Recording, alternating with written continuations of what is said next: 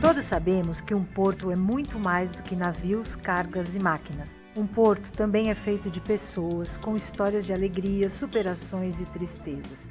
E são essas histórias que construíram e ainda constroem a história do maior porto da América Latina, o Porto de Santos.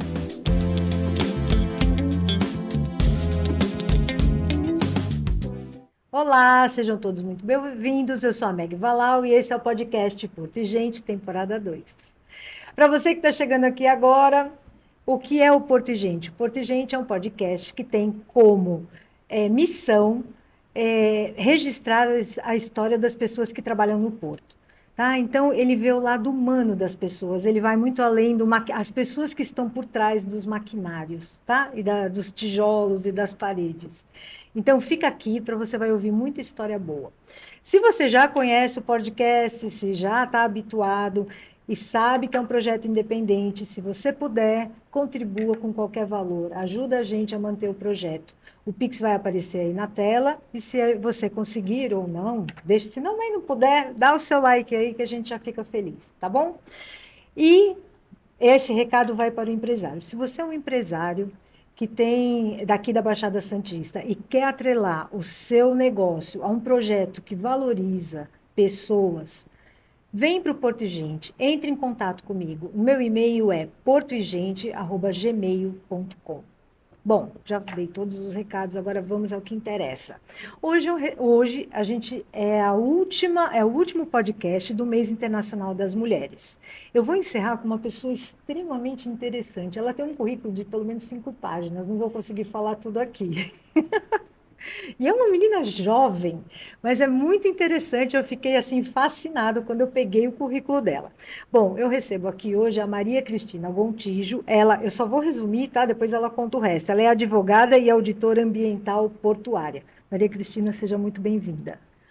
Olá, Meg. Olá, toda a audiência que nos assiste. É um prazer muito grande estar aqui nesse programa que tem uma proposta humanizada, uma proposta muito bonita. E confesso para ti que não hesitei quando me mandaste o convite. Eu falei, bora lá, vamos falar das mulheres no Mês Internacional da Mulher, que na realidade todos os dias, né? O Dia da Mulher são todos os dias, né? É claro que a data do Dia Internacional da Mulher é uma data significativa, que nos relembra as coisas boas e também as coisas ruins relacionadas, né, à mulher, não só no mercado de trabalho, mas na vida como um todo. Então, é um prazer muito grande estar aqui contigo e dividir com a sua audiência, né, com toda a audiência que nos assiste, esse nosso bate-papo, né, sobre Porto, sobre vida e sobre ser mulher. Ser mulher. Não, eu estou muito feliz que você veio, porque assim, eu falo menina, gente, porque eu já sou uma semi-senhora. Eu brinco que senhora é minha mãe, eu sou semi-senhora. Então, assim, eu ver uma pessoa tão jovem, com tanta qualificação, é bonito de ver, sabe? Para mim é muito bonito. Eu gosto, sempre fui uma pessoa que sempre gostei muito de estudar, então eu dou muito valor para gente que estuda, que se empenha, sabe? Assim, é uma coisa que eu valorizo muito. Então, assim, eu estou muito feliz que você está aqui. Então, é assim, Maria Cristina, se eu te encontrasse hoje no Porto, eu não tivesse ideia de quem você é. Olha, é um pouco difícil falar de mim mesma, né? É sempre, É né? difícil falar da gente, do nosso trabalho. Na realidade, a minha história com o setor portuário, ela começa quando eu era criança, porque meu pai ele trabalhou no porto, como bagrinho na época, e é Deixa eu só claro, explicar. né? Bagrinho, se você acompanha o podcast, sabe o que é. Se não acompanha, Bagrinho é um estivador, É o aprendiz de é o estivador, aprendiz de é o estivador. Boa. estagiário de estivador. E, na realidade, claro que foi uma das primeiras ocupações do meu pai. Então, e claro, eu cresci entre a margem esquerda e a margem direita do porto, porque a minha família morava a casa da minha avó era no Guarujá. Então, como toda criança que nasceu e viveu a infância em Santos, eu passei a minha parte da minha infância atravessando da margem direita para a margem esquerda e vice-versa, e acompanhando o movimento dos navios como muitos santistas.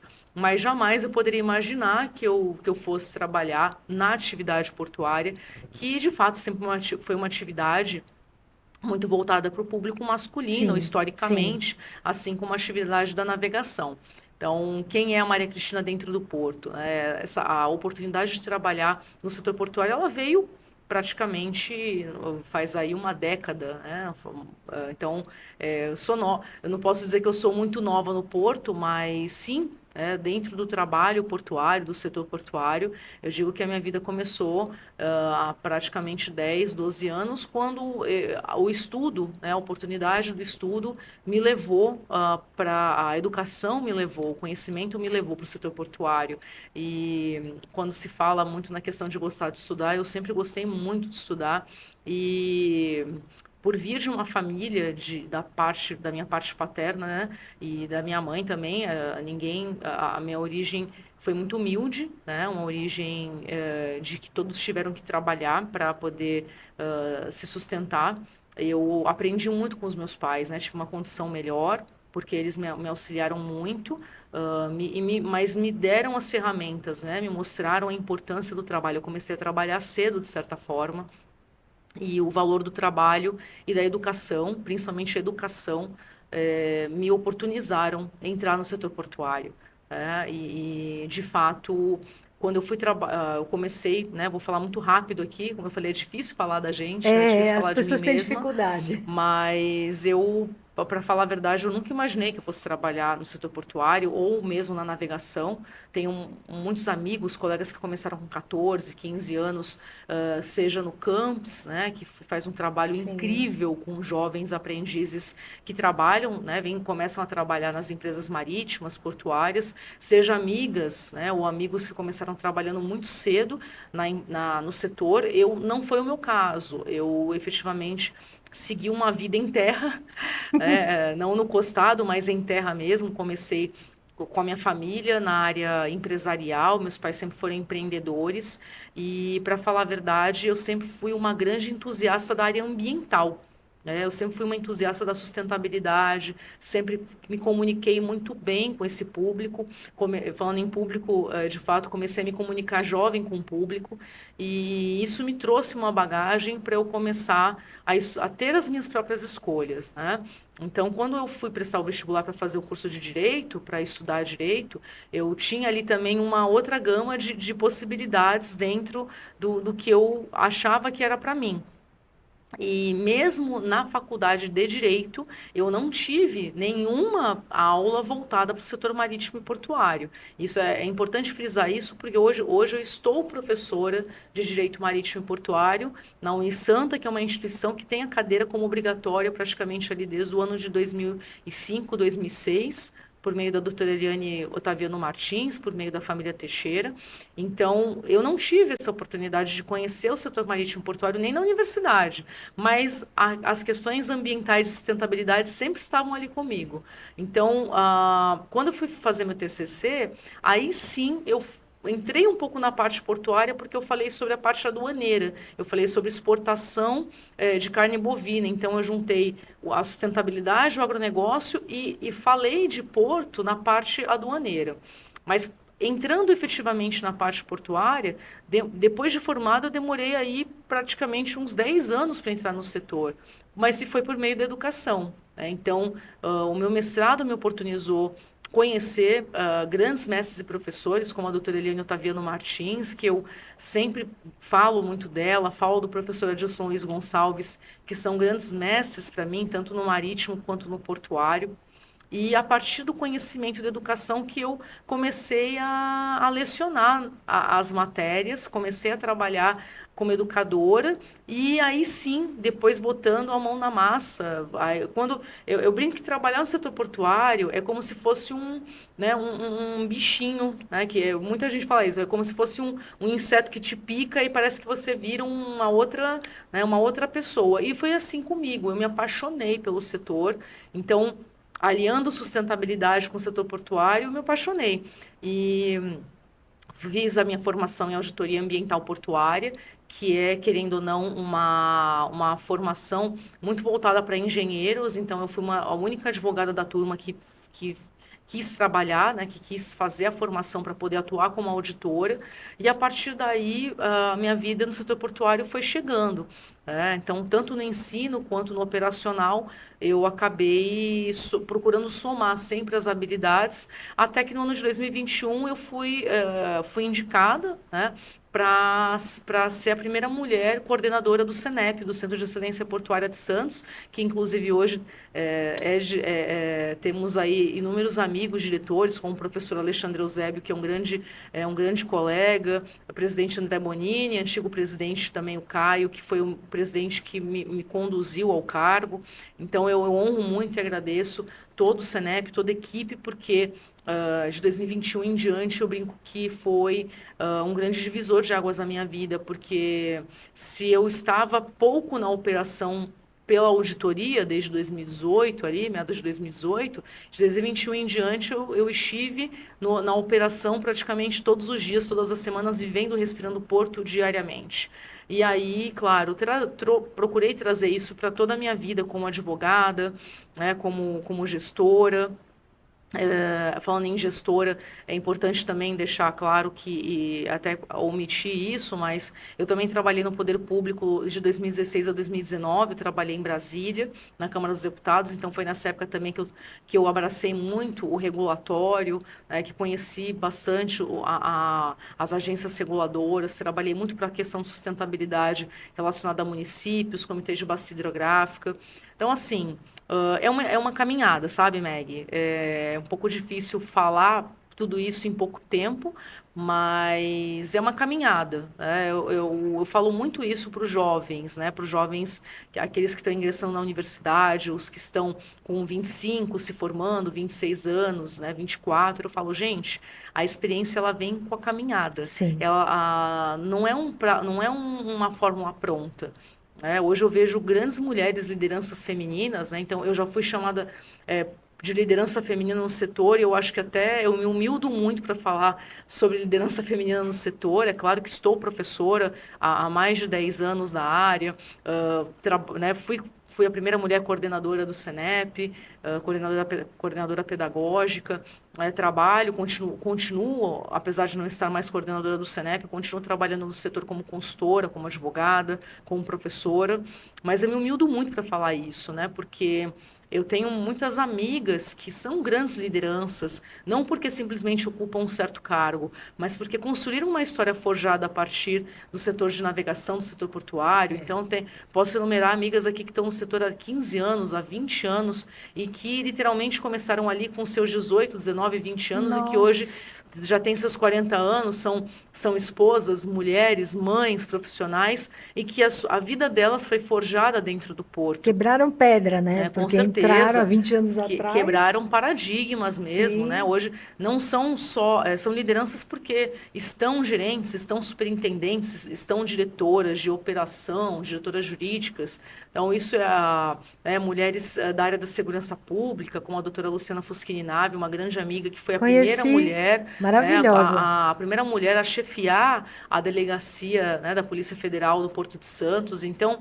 é muito gostoso, né? E é muito gostoso hoje não resumir isso somente aos cargos, como você muito bem colocou.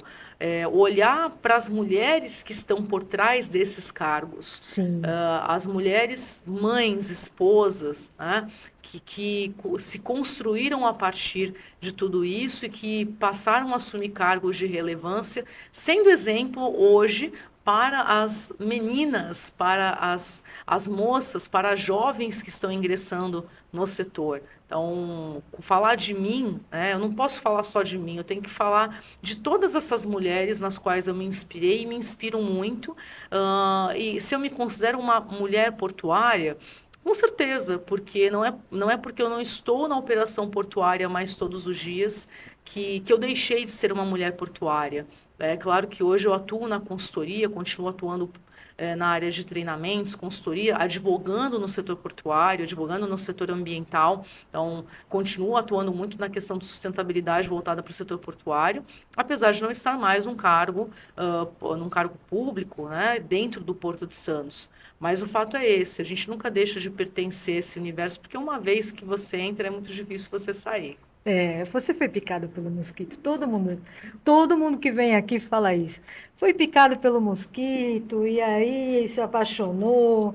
E de uma certa forma, pelo que eu entendo, você está muito ligada ainda. Você tem contato com todo mundo. Eu não vejo você desvinculada do Porto. Mas o que eu queria te perguntar é assim: aí a menina Maria Cristina fez faculdade, queria ser advogada. E aí a minha pergunta é: como você entrou nisso? Olha, é isso. Eu creio que Foi pelo ambiental? foi pelo ambiental, com certeza, porque eu comecei trabalhando e até dando aula também na área ambiental. Sempre foi a minha área de grande amor, assim. É importante distinguir o ambiental do ambientalismo, Tá, né? muito bom isso. Porque, você é advogada ambientalista, chita? Não, A sou uma gente já advogada pensa isso. ambiental. E o que faz advogado ambiental? Nós procuramos casar os interesses, né, e casar os interesses das empresas, da sociedade, com as normas ambientais em vigor. O Que é Brasil, difícil, que é né? difícil, o Brasil, ele tem uma gama de normas ambientais muito grande entre as esferas municipal, estadual e federal. Então, o advogado ambiental ele busca exercer a justiça por meio do sistema legal vigente, né? Não por meio de bandeiras ideológicas. É claro que é o que eu li esses dias, e fazendo aqui um parênteses com a questão de dar aula, como que eu entrei no universo portuário marítimo, mas é muito sobre isso. Num momento de muitas bandeiras sendo levantadas, tenho uma época. Houve um ministro que já até faleceu, ele foi ministro da Suprema Corte Americana, e ele falou, e tem uma frase que ele colgou, né, que ele construiu e que ficou uma frase ali muito forte para muita gente, que é: parece estúpido, mas é constitucional. Olha que Isso interessante. parece estúpido, mas é constitucional. Não me recordo o nome do ministro, posso trazer depois aqui, mas a frase por si ela diz tudo. Eu posso não gostar da lei ambiental, mas parece estúpido, mas é constitucional. Eu posso não gostar do desenvolvimento que o Porto traz, mas é estúpido, mas é constitucional. Então, o advogado ambiental, ele tem essa missão, né, e para mim é uma missão, de casar os interesses que muitas vezes divergem, né, que são divergentes, que não concordam, dentro de um sistema legal vigente, que é o sistema legal brasileiro, constitucional, normativo, e, claro, dentro de uma bagunça normativa que permeia os órgãos, né? Então, é muito interessante ver, por exemplo, que o IBAMA não concorda, muitas vezes, com o Ministério de Minas e Energia, que o IBAMA não concorda com o Ministério dos Portos e Aeroportos e vice-versa. Mas a questão é como achar o caminho do meio dentro do sistema legal vigente. Esse é o É isso papel, que o advogado faz? esse é o papel do advogado ambiental. Nós somos engenheiros legislativos. Eu falo que o advogado ambiental, ele é um engenheiro ali, porque ele precisa converger, né? Entender esse sistema todo, estudar esse sistema e criar um mecanismo para que possa funcionar da melhor forma possível, considerando os fatores externos, como órgãos divergentes, como o IBAMA, como a CETESB, como o Ministério Público, né, como o Poder Judiciário. Então, nós precisamos levar isso, né, para aquele que tem interesse, por exemplo, em realizar uma obra, né, sem florear e sem criar uma narrativa. Porque hoje, de fato, se vislumbra uma narrativa do A contra o B. Então, aquele não quer deixar desenvolver, mas o que quer desenvolver, muitas vezes não sabe nem como fazer a obra. Não busca orientação legal. Eu dou um exemplo muito real aqui, para a gente depois voltar para como que eu entrei no setor. Mas eu vou lembrar, talvez alguns não se lembrem aqui, mas quando o Ike Batista queria construir um porto em Peruíbe, né, que era um porto com uma termoelétrica, não havia ali nem a consultoria para o licenciamento ambiental. Tudo estava muito pautado o quê? Porque eu conheço o político X, Y, Z, então nós vamos construir um porto, mas não havia nem ali o conhecimento da legislação e nem do próprio local, que era um mosaico de unidade de conservação, né? Então, Não pode, né? faltava ali, assim, até poderia, mas com os mecanismos de compensação que seriam evidentes ali. Então, houve ali muita desinformação para A ou para B.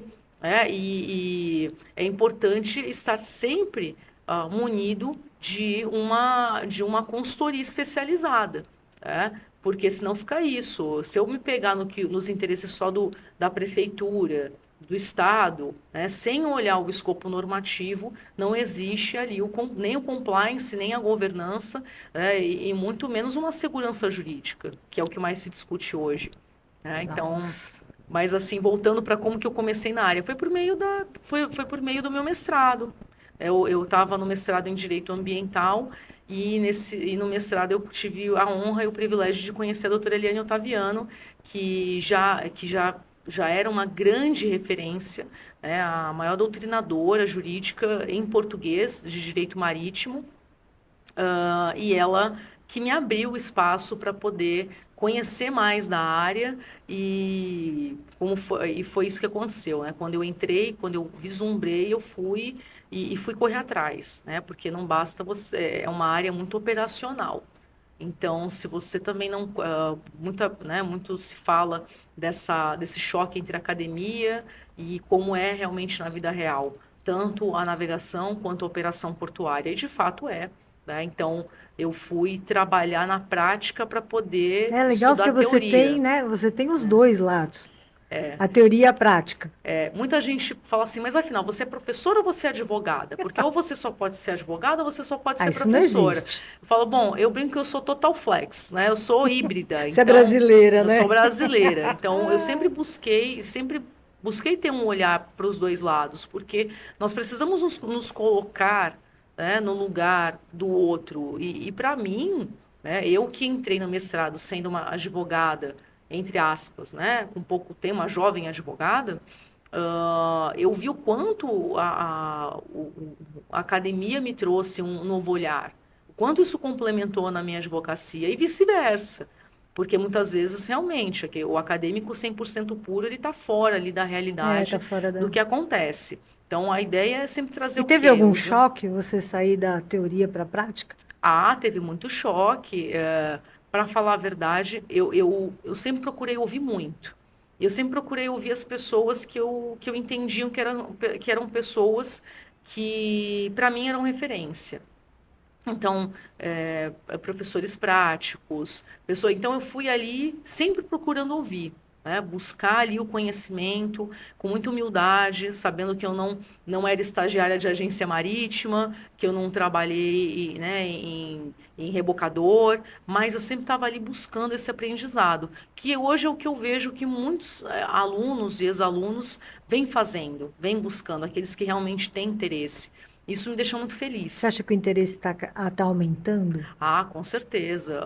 Houve uma democratização do setor, e eu falo muito isso, principalmente depois da pandemia. Se olharmos o antes e o depois da pandemia de Covid-19, primeiro pela questão econômica e geopolítica, né? Então, não, a economia, ela dita as regras da nossa sociedade. Sim. Ela anda junto com a sociedade. Então, é o que eu falo, mas eu não gosto do capitalismo. Não tem nada a ver só com capitalismo, tem a ver com a forma como as pessoas cuidam da casa. Então, pode ser até economia circular, economia escambo, mas nós somos seres econômicos. Sim. Tanto que economia é uma ciência social, né? Ela não é uma ciência exata, ela é uma ciência social. Então, a economia, ela passa por um novo paradigma depois da pandemia de Covid-19, porque a nossa economia, inclusive da Baixada Santista, ela deixa de residir no setor de serviços para ir muito para o setor portuário, e um outro setor que também abasteceu, né, a economia brasileira na pandemia foi o agronegócio. Então é algo O que Porto não parou, né? o porto não Não parou, parou, não muita parou. gente morreu, né? Então, quantos trabalhadores portuários deram a vida para que o porto não parasse? Literalmente, quantos trabalhadores portuários morreram de Covid-19? Então, o porto não parou, o agro não parou, o agricultor ele continua acordando 4 da manhã, vendo o sol nascer para plantar, né, para coletar, né, com a colheitadeira. E o fato do setor portuário, do setor logístico e do setor do agronegócio passarem a ter esse protagonismo, que não era um protagonismo muito grande, né, já existia. Então, a gente pode ver isso até pelos veículos de informação de comunicação. Como que o setor de logística ganhou um espaço que não Sim. tinha, tá? Logística também foi fundamental nessa época, né? Claro. E a gente vê o que é um desafio até agora, vem sendo um desafio para a gente escoar nossa carga.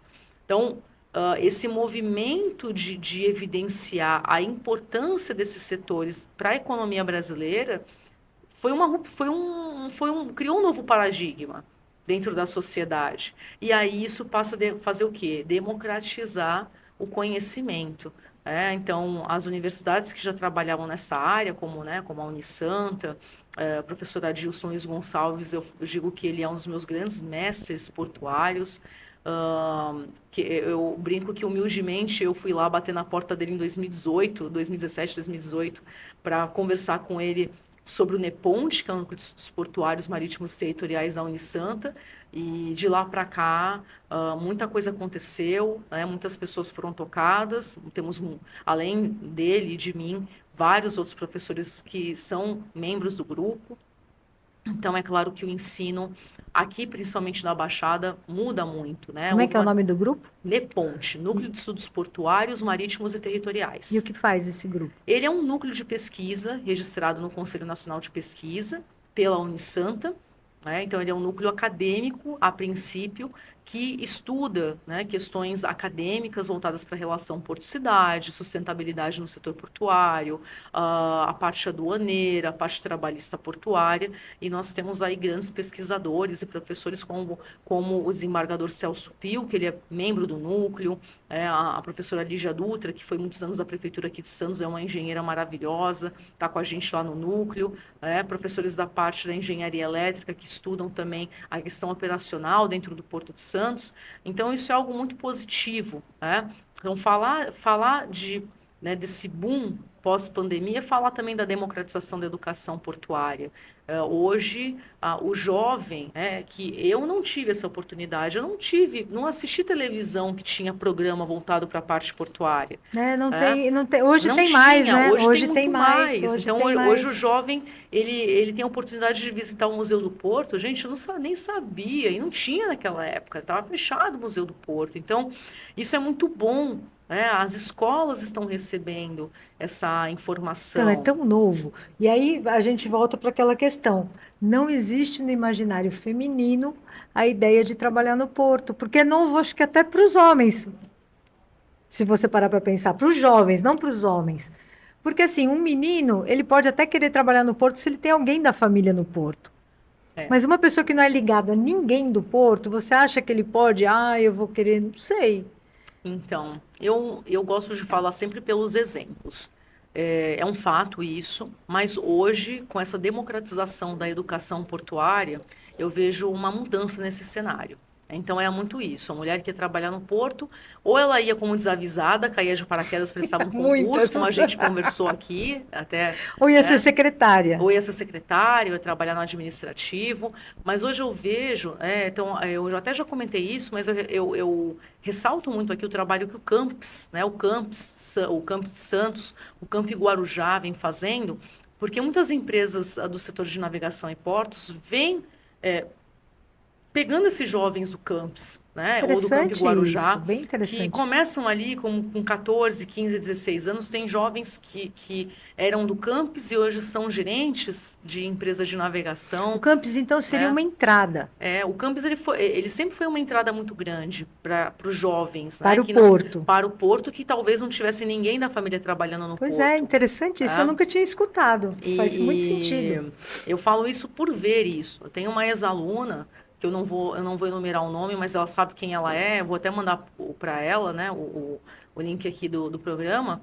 Mas ela é uma ex-aluna do curso de Direito, que eu tenho um orgulho muito grande e uma grata satisfação muito grande, porque ela começou, né, como uma aprendiz, trabalhando ali em empresa, né, e depois ela foi galgando espaço, foi estagiária de terminal portuário na parte jurídica, trabalhou em escritório que atua no Marítimo Portuário, escritório renomadíssimo, e hoje ela está trabalhando como advogada do Ogmo Santos, né?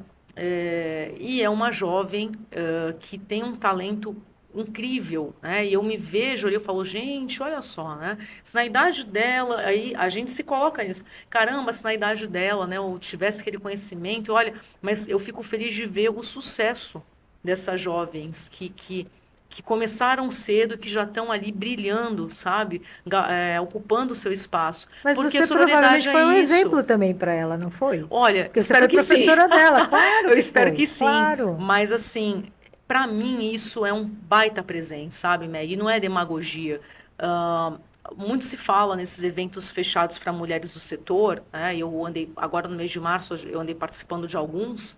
Se fala muito sobre isso. Ah, porque a mulher. Mas o maior exemplo não é só você ser a única mulher. O maior exemplo é você arrastar outras mulheres Sim, contigo. Aí, sim, falando dessa questão de que as mulheres não se viam pertencentes ao porto, é verdade mesmo. sim. Mas, vamos pensar.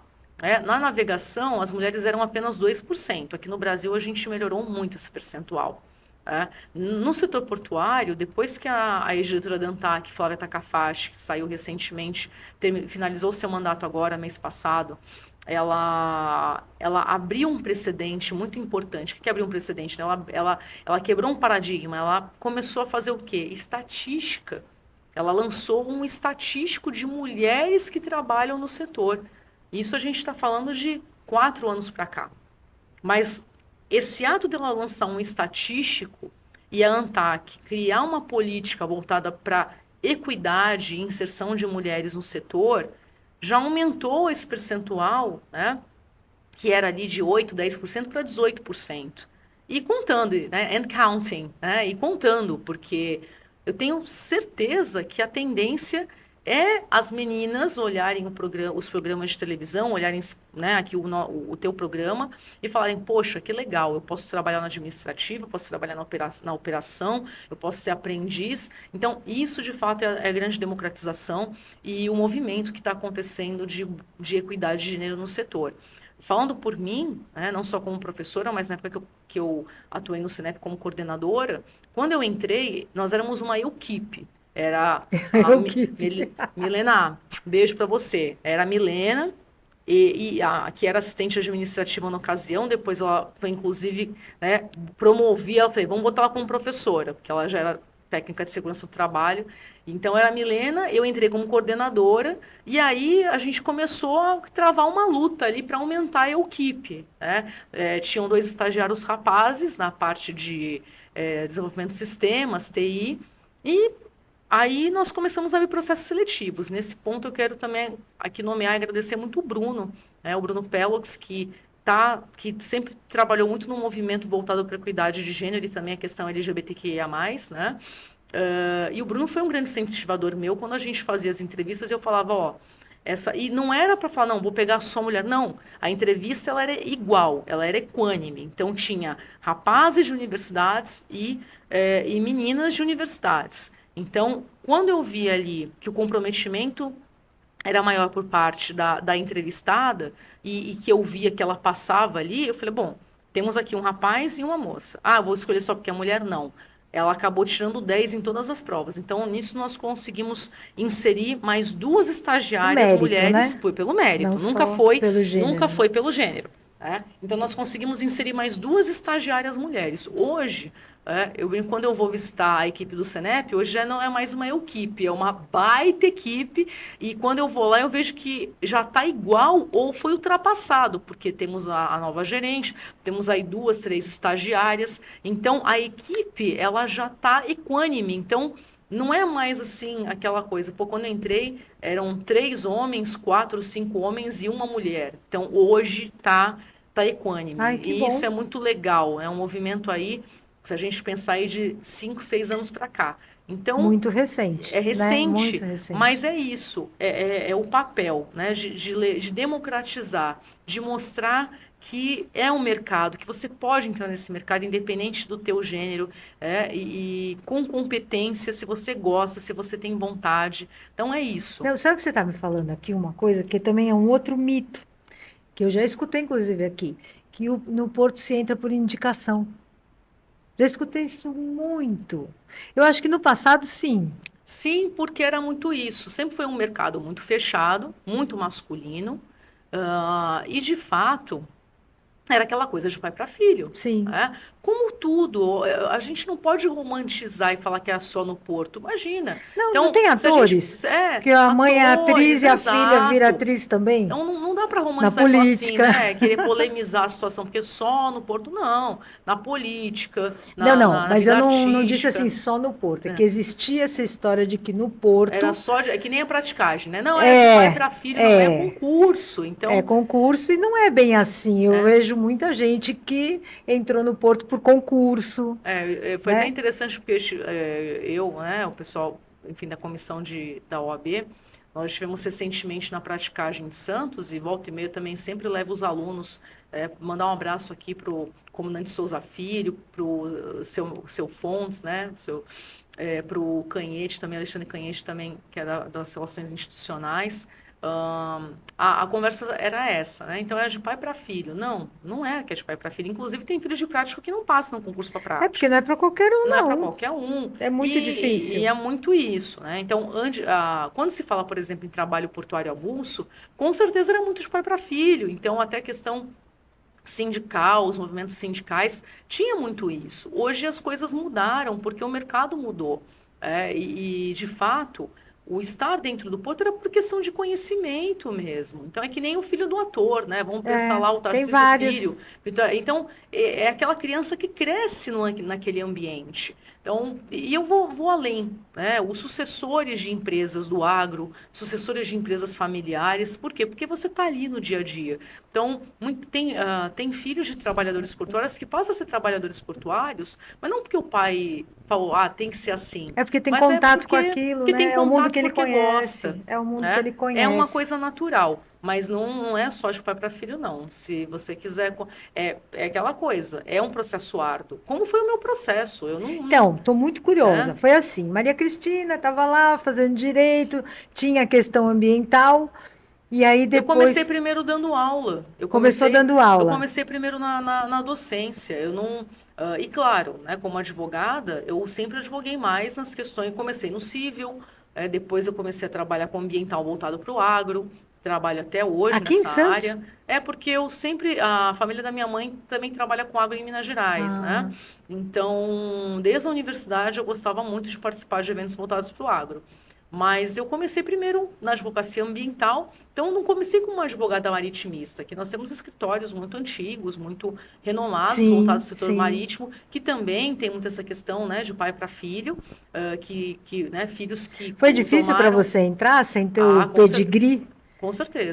com certeza, porque você precisa, a mais ainda, eu não fiz estágio em escritório maritimista, então a gente precisa ser real, né, precisa falar a realidade.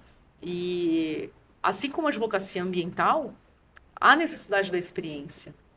Não dá para romantizar e dizer, olha, você é um advogado ambiental em 6 meses, um advogado ambiental ou marítimo em 6 meses. É um processo de construção. Imagina, eu estou aí nessa caminhada há 12 anos praticamente. Então, é um processo que cada dia se aprende um pouco mais e aí sim você vai agregando. Por isso que não é do dia para a noite. Muita gente pensa que é Não assim, dá para ter nossa, pressa, né? Se eu né? sair da faculdade, já tô Já lá. estou ali, nossa, vou ganhar pouco em tal lugar, eu quero ganhar o que o diretor ganha em É um um ano. problema dessa geração, Não né? existe isso, Você já, gente. já notou isso? E eu falo isso para o pessoal, né, para os alunos da faculdade, não existe isso. Né? Não, é um processo. Só se você for, brincadeiras à parte, só se você for filho de ministro, e mesmo assim precisa, Então, é né? o que eu digo pedigree. Se você tem o pedigree, né, que é alguém que te insere ali naquele. Então, assim, se você não tinha ninguém na área marítima, como foi para você entrar nessa área? Foi Olha, só dando aula? Não. não, Foi o porque Senep? Foi antes do Senep ainda, eu trabalho no escritório de advocacia, inclusive, né? E foi a advocacia que começou me trazendo isso, entre acertos e erros. É importante deixar claro isso, porque para as pessoas assim, nossa, você tem autoridade. Eu falei, mas a autoridade ela se constrói com acertos e erros. É Sim, claro que a partir do momento que você vai aprendendo a ter mais acertos do que erros, você se consegue fidelizar, porque o mercado é um mercado também exigente, muito imagino. exigente, tá? Não, também não se pode Porque mexe romantizar também com isso. muito dinheiro, né? Com muito dinheiro, mas muitas vezes esse dinheiro não fica no porto, ele está em outros locais. Não fica para as pessoas que estão aqui. Ó, esse dinheiro ele é movimentado em outros locais, Entendi. outras instâncias. São Paulo é o centro financeiro do Brasil, Brasília é o centro político, Santos tem o porto, mas esse dinheiro ele é movimentado em várias instâncias. Tá? Então, entre erros e acertos, sim. Se começa a fidelizar uma carteira de clientes, se começa a buscar parcerias. Eu posso dizer para ti que na advocacia, as parcerias foram as grandes responsáveis pelo meu crescimento de trabalho. Buscar os parceiros certos, confiar nos parceiros certos, parceiros que trouxeram para mim uma visão de trabalho e me ensinaram muito, muito mesmo. Eu aprendi muito com professores, colegas, aprendo até hoje com mentores de trabalho. Então, isso é uma troca, né? Existiu aquela coisa de ter que se provar mais por ser mulher? Com certeza. Gente, todo Com mundo fala certeza. isso. Porque é Mulher não pode isso errar, é isso? também, né? Hoje, olhando para trás, eu falo, caramba, que besteira, né? Não é uma cobrança de Mas, mulher mas, é, isso? mas é uma cobrança que existe, porque ah, vamos imaginar que você está num cargo que nenhuma mulher ocupou. Quando vamos pegar os homens que não têm problema nenhum em trabalhar com mulheres. São poucos, não são todos. Tá? Então, esse homem ele vai falar, pô, legal, tá trabalhando aqui comigo, vamos somar e fazer uma equipe. Quando é um homem que tem problemas Hum, seríssimos com a sua própria masculinidade, ou com a figura do feminino, entende que o feminino é feito para é fraco. e não é nem isso, que o feminino é feito para exercer um determinado papel, aí é muito mais difícil. E, infelizmente, né, não foi a maioria, mas infelizmente eu enfrentei esse tipo de situação Sério no meu dia a dia isso? de trabalho. Né? Chocada. Ah, A gente sabe que tem, mas é chocante de tem, mas ouvir a pessoa existe, falar. existe o assédio, né? Então, isso é importante se falar, porque não é mimimi. O assédio ele existe, né? Existe. Em forma muitas vezes de uma gentileza, em formas de tentar forçar uma situação, mas Você acha que é mais difícil ser levada a sério por ser mulher? olha, eu falei, depende, eu creio que depende muito de quem está trabalhando contigo, porque com homens seguros de si, com homens que nunca tiveram, que cresceram já com uma mentalidade diferente, nunca tive que me provar.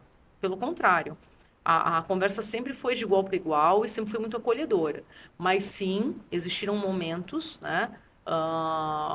Existiram situações que eu tive que segurar o ego, respirar fundo e falar, bom, eu tenho que ser mais inteligente que essa pessoa. Eu tenho que ser mais perspicaz que essa pessoa que está tentando me deslegitimar por conta não só de eu ser mulher, mas por conta da minha idade. Por achar que eu não tenho experiência. Ah, ela nunca subiu. Ah, mas o que ela vai ensinar para mim? Porque eu estou no Porto há 50 anos. O que essa menina vai ensinar para mim? E não é só com mulher, tá? Tem a questão também, se fala muito de etarismo hoje, mas tem muito preconceito com a geração que chega. Sim, Né? imagino. Então, vamos pensar aqui em concursados do Porto de Santos. Então, tem aquele engenheiro de 50, 60 anos que fala: o que esse moleque de 25, 30 anos vai ensinar para mim? Eu não tenho nada para aprender com ele. Isso por ser uma postura muito É arrogante. muito ruim, não é só arrogante. Né? Eu penso assim, olha, eu venho da área de publicidade, já contei isso aqui, já trabalhei, já tive chefe de 25 anos, eu já tinha 44. O que eu aprendia, por quê? O que acontece? É um outro olhar. Você trabalhando há 50 anos na mesma coisa, você tem sempre, o seu olhar vicia. Você fica com um olhar. Quando entra uma pessoa mais nova, ele vem com um novo olhar sobre aquilo. E é aí que você aprende. É aí que a pessoa mais velha aprende. Então, ela não pode ter esse negócio de, o que que ele tem para me ensinar? Ele tem um olhar É, diferente do meu. e uma via de mão dupla, tá? A geração que está chegando hoje, ela também desmerece muito, ela também pratica um etarismo muito grande. Etarismo existe muito, eu É posso te uma geração dizer. que ela muitas vezes chega e fala: o que que você vai ensinar para mim? Você nem sabe mexer no celular. Então, e aí eu falo muito isso para eles: escutem e aprendam, porque não é uma conta exata. Você está saindo da faculdade sem experiência prática nenhuma. E aí que é a beleza da diversidade. Né? Se fala, parece que isso é um discurso de coach, né? E não é. A Não beleza acho, da não. diversidade, ela reside nisso, nos diferentes olhares. O que estamos vislumbrando hoje no mercado de trabalho é um fenômeno incrível, né? Desanimador para muitos, mas incrível para outros, que é a questão de pessoas mais experientes e mais velhas continuarem sendo chamadas para trabalhar, enquanto jovens da nova geração, que não têm nem a proatividade, começarem a se alijar do mercado porque não tem nem vontade de estar no mercado de trabalho. Tá? Eu estou até enveredando por um outro caminho, mas falando dessa questão de se provar, acontece isso sim. Tá? E principalmente quando você é jovem, porque o teu brio, né? O teu brio é Alguma vez você desafiado. desanimou? Muitas vezes, muitas Muitas. vezes. Assim, não muitas, mas assim, já desanimei. Falei, caramba, será que é para mim tudo isso? Será que vale a pena? E já aconteceu, né? Porque em dado momento, o pessoal assim, desistir não é opção. Às vezes é. Às vezes desistir é a oportunidade que você tem de abrir uma nova porta, Sim. né? Mas assim, já me coloquei em xeque algumas vezes e falei, poxa, será que é isso mesmo? Mas aí uma nova rota se revela, né? E é o que eu sempre brinco. Não é que você é ruim, às vezes você só não está no lugar certo. Ai, eu adoro Eu isso. posso, Delícia. e também não é papo de coach, é real isso. Muitas vezes mas e também a gente tem que ter cuidado, né, quando fala isso, porque parece que às vezes o problema só está nos outros. A gente tem que olhar para os próprios problemas, a gente tem que olhar para a nossa Você tem que ter personalidade, esse discernimento, né? esse Essa filtro, né? O consciência problema é dos outros ou é meu? aí é para isso que o autoconhecimento ajuda a gente a ter essa coesão, Você já né? pensou em desistir assim? Chega amanhã, eu vou fazer outra Eu coisa. falo assim, caramba, né? Será que é para continuar ou para começar uma outra história? Porque a vida é isso, sabe, Mé? E eu falo, eu já conversei isso até com outros colegas de outras áreas. Eu falo assim, gente, eu posso morrer e renascer a qualquer momento, porque a vida, ao mesmo tempo que ela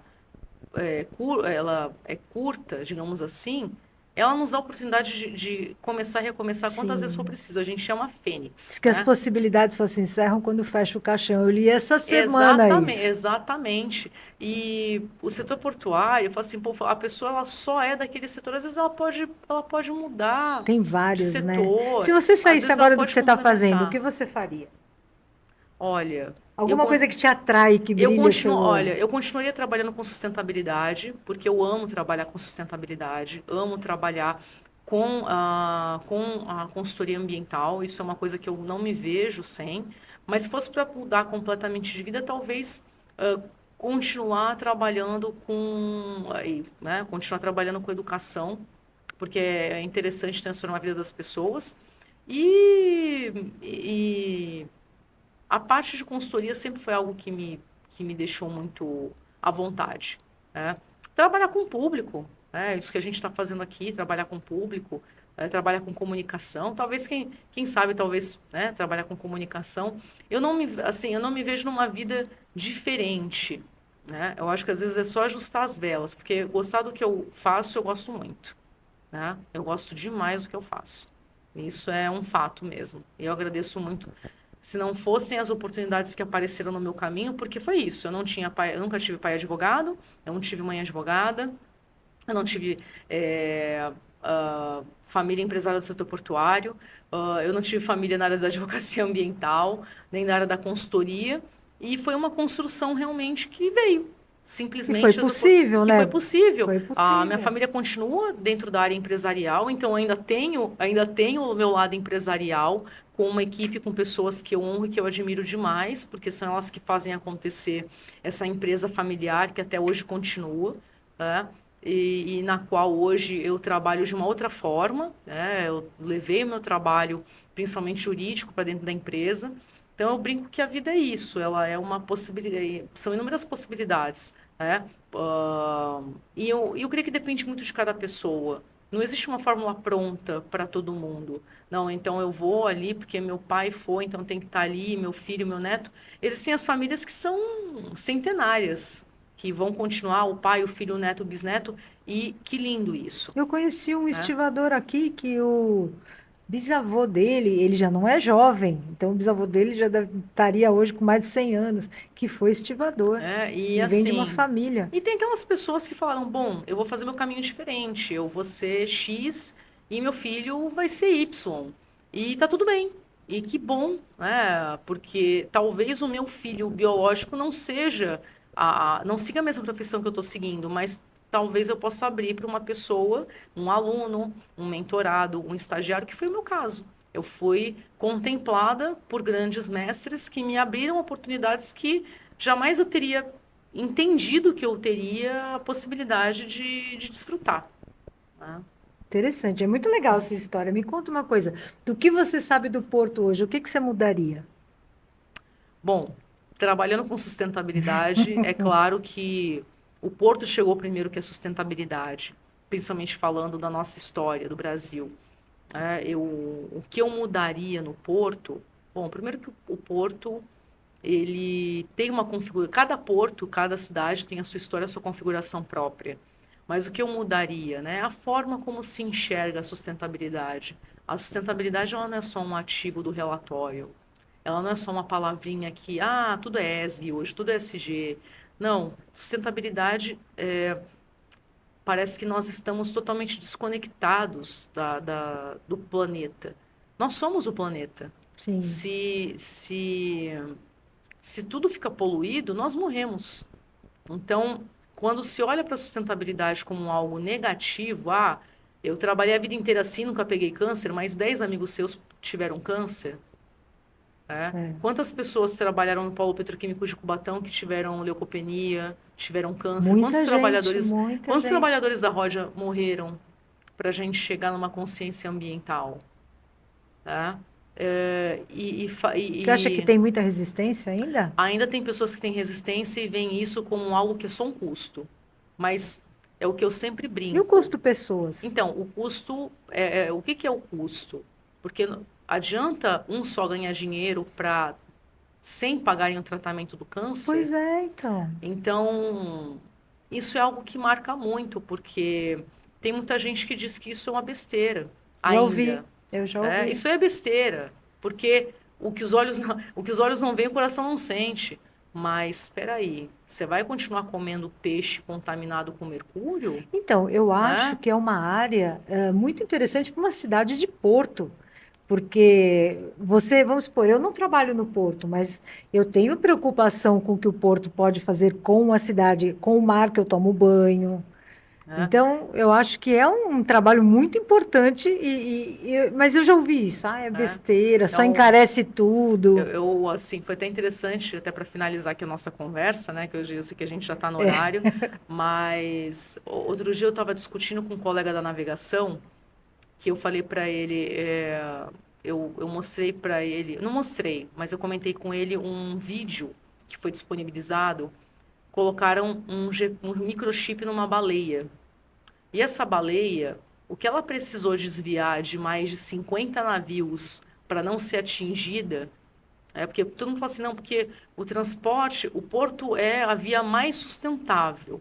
O transporte marítimo é o mais sustentável. Depende da percepção. A gente não vive no mar, a gente vive em terra, né? E o porto, quando se falava em porto, quando se falava em poluição atmosférica vinda do porto, quando nós falávamos, olha, a pessoa que mora na ponta da praia tem muito mais riscos de desenvolver um câncer e uma doença cardiovascular do que uma pessoa que mora no Canal 1, é né? Porque verdade isso mesmo? é verdade. A Eu achei que CETESB, isso ela era fez, não, não é lenda. lenda. A CETESB, ela fez um estudo ambiental, ela colocou medidores de poluição do ar na Rebouças e colocou medidores indo ali para São Vicente.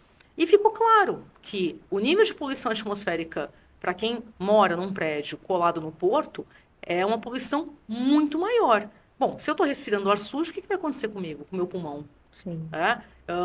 Quando se fala em saúde, vamos pensar uma pessoa, um trabalhador formal, que sai da sua casa, na cidade de Tiradentes, em São Paulo, vamos falar de São Paulo capital, pega um ônibus, demora 2 horas para chegar no destino dele, respirando ar poluído todos os dias. Então ele respira 4 horas por dia daquele ar. Aí compara com uma pessoa que mora nos Jardins, ou em Genópolis, ou em Pinheiros.